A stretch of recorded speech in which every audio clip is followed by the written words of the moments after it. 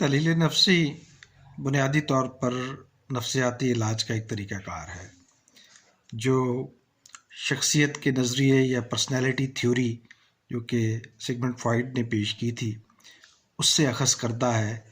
بلکہ اگر یہ کہا جائے کہ جو سائیکو انالیٹیکل تھیوری ہے یا جو سائیکو انالیسز ہے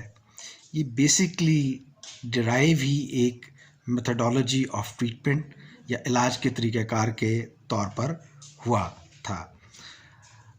بہت کم لوگ اس بات کو جاننے کی کوشش کرتے ہیں کہ جو تحلیل نفسی ہے اس نے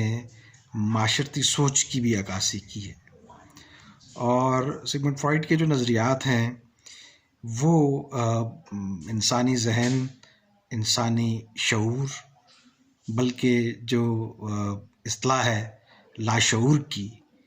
وہ پیش ہی سگمنڈ فرائڈ نے کی ہے، اور اس سب کا جو ارتقاء ہے، یعنی شعور کا جو ارتقاء ہے یا جو ذہنی افعال ہیں، مینٹل پروسیسز ہیں، ان کا جو ارتقاء ہے، اور اس کی جو انسانی فارمز ہیں، یعنی وہ جو تہذیب کے اندر ظاہر ہوتی ہیں یا معاشرے کے اندر ظاہر ہوتی ہیں،